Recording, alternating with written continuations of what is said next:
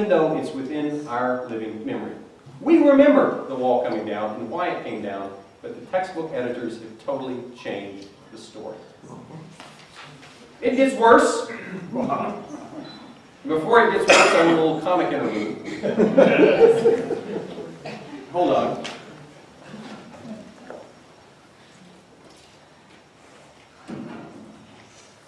Supposedly, in one of the textbooks, about 20 pages are devoted to Mary Shelley's Frankenstein, which is a great book. It's one to read for sure, right? Yeah, even if you don't read it in class, you could read it over the summer. Well, in these 20 pages devoted supposedly to Mary Shelley's Frankenstein, not one single one of those pages has any of the text taken from Mary Shelley's Frankenstein.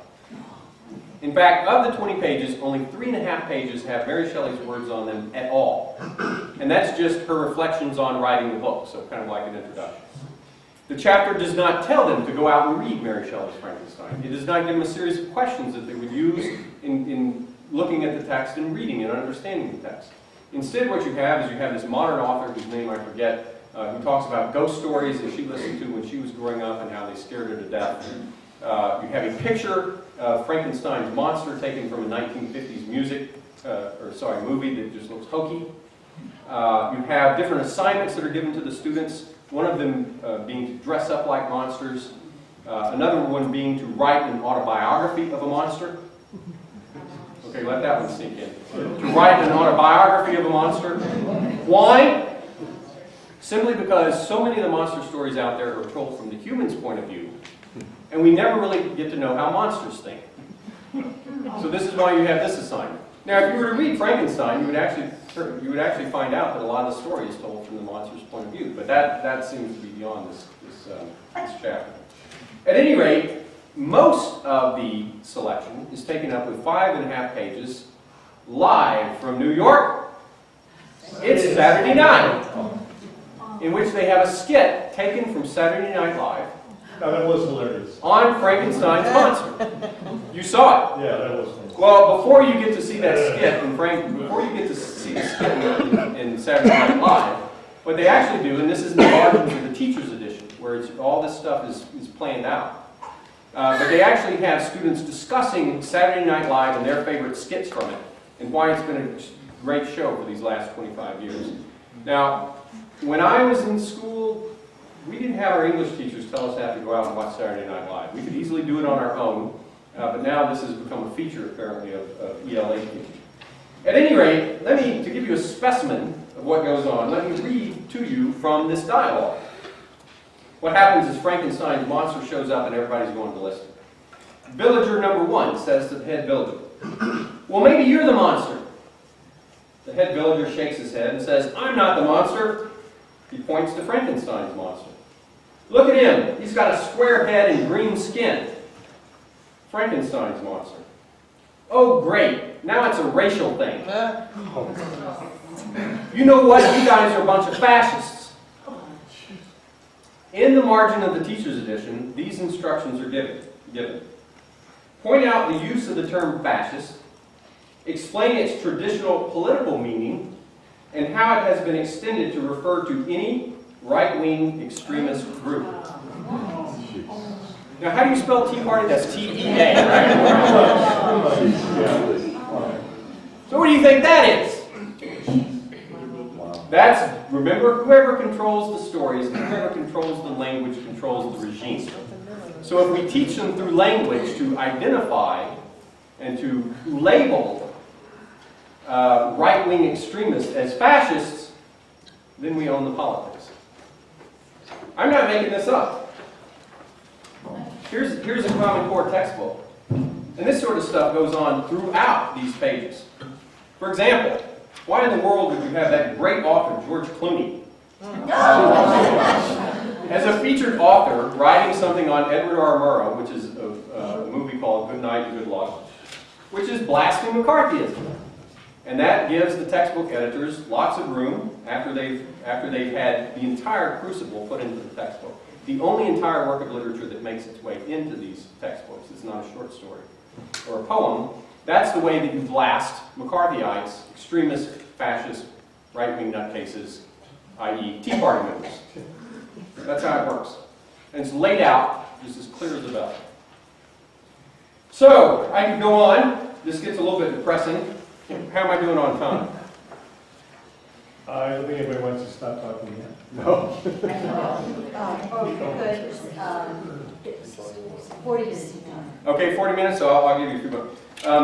By the way, who said that I think we all need to go get a drink? Who said that? Okay, you did? Okay. Let me introduce you to some of my Common Core drinking games. Okay, first of all, see what happened, what I found is that there were so many, mostly moms, staying up late at night on the internet, 2 o'clock in the morning, I get these emails. And I said, you know, these ladies really need to sleep. So I invented several Common Core drinking games. So as you're late at night and reading about the Common Core and going back into the standards, trying to translate them, every time you see the word diverse or diversity, take a drink.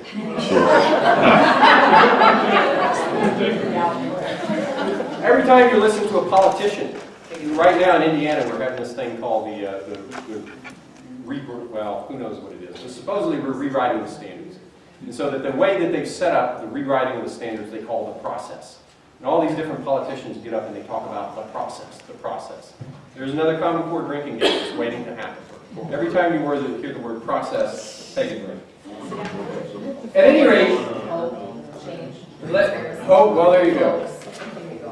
Let me give you a few things just to let you know some of the egregious things that are taking place in the Common Core standards. And then this is one where I have one of these emails still in my inbox that says, Mrs. Curtis, what do you think about these C3 standards, which are the social studies standards that are the equivalent, the counterpart to the English standards? We've just been dealing with English so far. Okay? Realize that this sort of thing has been done before. Goals 2000 back during the Clinton years was the way to take over the history and social studies curriculum in the schools in order to rewrite the political narrative. Because these are politically thinking people. This is what they want to do. So this time around, that failed, by the way, there was a national uproar, and they actually repealed it in Congress. That failed. This time around, they said, we've got to be smart. So let's work on a couple of things that are less controversial. Let's do math, and let's do English. Because, of course, every parent says, my kid's got to know how to read, and they've got to be able to do math. And let's leave off the social studies standards for later. Well, you see how controversial math and English have become. What do you think is going to happen when the social studies standards are introduced, when supposedly the nation is laid down and let Common Core come in? The C3 standards are worse, far worse, and more transparent, more biased, more transparently biased than anything that you will find in the Common Core English standards. You actually have to be a fairly good code breaker to see what's going on in the English standards. That's why I wrote a book to this effect. To see what's going on in the social studies standards, it's easy. For example, they have geography standards. The four main studies that they have in the social studies are geography, civics, history, and economics. All of which should be studied, right? So when you hear geography standards, you probably think that's great. My kids don't know anything about a map. Maybe they're studying geography now. In fact, geography is one of these subjects that just essentially went away for about 30 or 40 years. Because in progressive education, you're not supposed to like the human memory, because it's mere rote memorization. And therefore, looking at maps, which has to be done through memory work, is not something that's cultivated in the education schools. So geography just essentially went away for about 30 years. But now it's coming back. So let me ask you, in the geography standards, if you were writing geography standards, what words do you think would most commonly appear in geography standards? Where? Map. Map, mountains, borders, cities, countries, states, continents, oceans. You would expect those words to appear in geography standards, right? Do those words appear in the geography standards? No. I defy you to find the word continent. I defy you to find the word capital. It may exist one place, but I've read through them twice and I haven't found those words. So what would be one of the popular words that appear in the geography standards, if not continent and country and nation? Diversity. Good guess. Global. Good guess. It's up there. How about environmental? So there's your drinking game. Okay, every time you drop the standard and see the word environmental, take a drink. You'll sleep well. Here is a standard. Okay, this is a third grade standard, and I want you to notice this is somewhat cleverly written. Explain how the cultural and environmental characteristics of places change over time. Notice the verb, change. Explain how the cultural and environmental characteristics of places change over time. That's a third grade standard. When you get to the fifth grade, in standard D2.Go.12.3-5, which if you don't speak standard, that means Dimension 2, Geography, Standard 12, 3rd to 5th grade range. Here is the way the standard is written. Explain how natural and human-made catastrophic events in one place affect people living in other places. Global warming or climate change. There you go. Climate change. So, human-made catastrophic events. That's what we're studying in geography. We're studying modern climate change science, basically. It's being imported in under the guise of geography. The students are not learning their countries. They're not learning their capitals. They're not learning their oceans. They're learning this. And it's clear as a bell. The definitions that they give of economics are just outrageous. I mean, they're looking at economic effects on social groups is what they really want to be seen, not what economics really is. So at any rate, do this on your own. Read through these standards and see how incredibly biased they are. But if you don't believe me, I'll just give you a preview. Throughout the standards themselves, when you go through history, when you go through geography, and they write all these standards, they make maybe a stray mention to one or two historical events, but they don't actually take you through an historical event and show how the standards would be applied. Okay? So it's not until they get to the appendix that they give you an example of an historical event and show you how the standards would be applied. Right? Take a guess as to which historical event they would choose. Obama's election. Civil rights. Okay, civil rights, Martin Luther King, Obama's election. Notice that nobody said the American Revolution, or the Civil War, or World War I, World War II, the Great Depression. You're right, none of those. I've had people guess Woodstock before. No, not even those. Let me read the standard. How did the Great Recession affect areas of the United States differently? Or in other words, what were the effects of the recent Great Recession on the nation? You know what the Great Recession is, right? So I didn't know that we could refer to it in the past tense. But the historical event that they have chosen to illustrate history, civics, economics, and what was the other? Geography, is the Great Recession. Why? Well, this is obvious. Who started the Great Recession? Bush. Who got us out of the Great Recession? That's the story that's supposed to be read. You understand what the line is we're supposed to be given. And so what they do after they introduce this is their master historical event that's supposed to give us the standards. Then it gets worse because they bring in two new disciplines, psychology and sociology. And they ask questions such as this. How did the Great Recession affect, quote, different populations and or ethnic groups? And they actually recommend that you give your students clipboards and that they go out into the neighborhoods, knock door to door, and ask people how they were affected by the recent Great Recession. Now, tell me what you think this is. Is this a study of history? Or is this community organizing? This is the model. This is the model. This is the way that history will be taught. And they probably have a lot of fancy language with it by calling it living history and, taking informed action is the way that they describe this process. Taking informed action. So when they use the word citizenship, you see what model of citizenship they actually have in mind. The word is in there, citizenship, but it's been turned around. Citizenship does not consist in learning the rule of law established by the Founding Fathers in the American tradition of self-government under that rule of law. It's not about liberty or justice purely, without a social as an adjective attached to it. But it's about going out there and creating little community organizers. I would like to say that it didn't get any worse than this. But it does. Because we haven't even talked about the tests. That's how all this gets implemented, right? They'll tell you, people will tell you, local school superintendents will tell you, well, but you know, local districts can do whatever they want to. They don't have to use those textbooks that Pearson Prentice Hall set out. They have local control of curriculum. This is one they're talking about. Whoever says this is either lying to you or has no idea how schools actually work these days.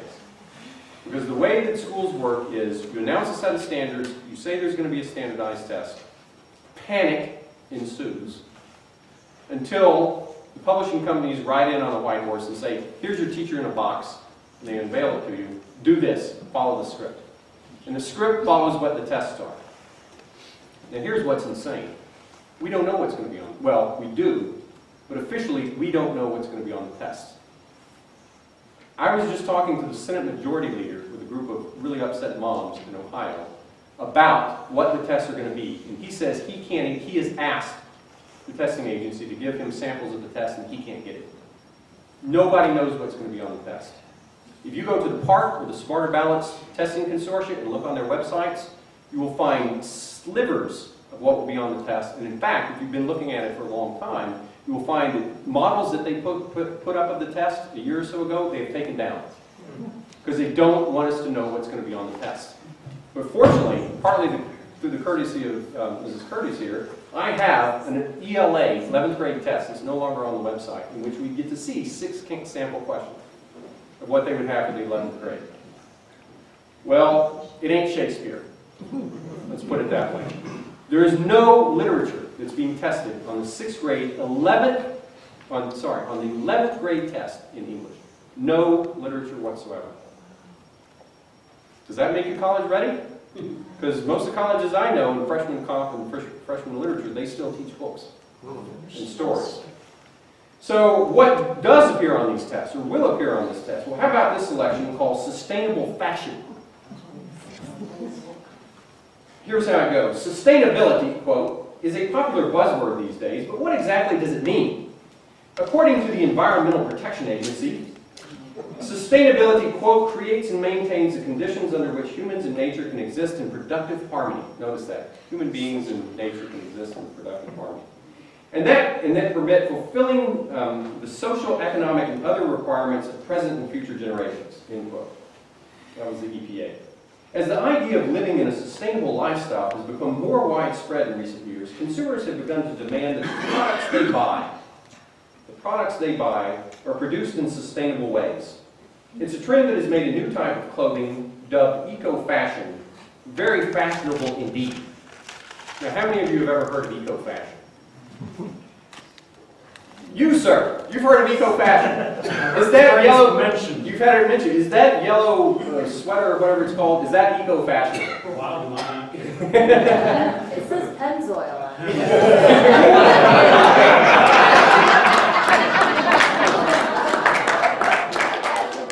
Recycled oil, plastic oil. Yeah, you can't wear that. Eco-fashion, as the article tells you, is some sort of clothing that doesn't have to be washed as often.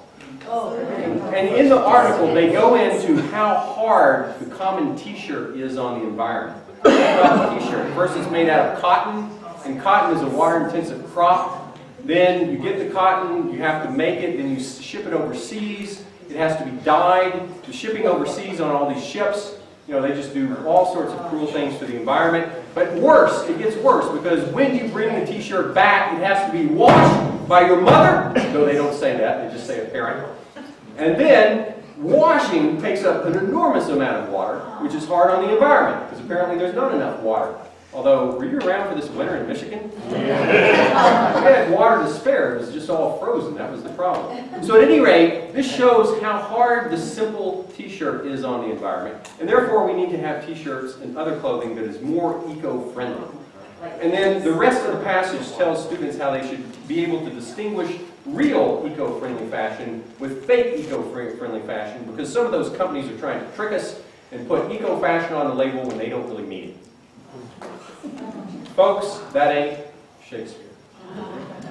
So that's the sort of schlock in the way of informational text that they are putting into the high school curriculum. And it's transparent now, but it's only going to get worse. Because now that is in English. Think about what it's going to be in history. Or science. Or science, which again is going to be environmentalism. So this is where we stand. And what I would say to you is that this is appalling. This is hijacking children's education. It's hijacking the political tradition of this country. And it's taking away the great stories of a great people. Stories that are meant actually to improve young people's souls, to teach them how to be more human, to teach them what love is, to teach them what heroism is. They should be reading the Iliad. They should be reading the Odyssey. They should be reading Jane Austen. Because those are the books that draw them in, that teach them good language, that teach them propriety, but also teach them how to live and work and love and fight the good fight. And that's the exact thing that is being taken out of the curriculum. So what we have to do is that we have to take our stories back. We have to take our schools back. And that is the first step to taking the nation back. And it's got to happen. Thank you.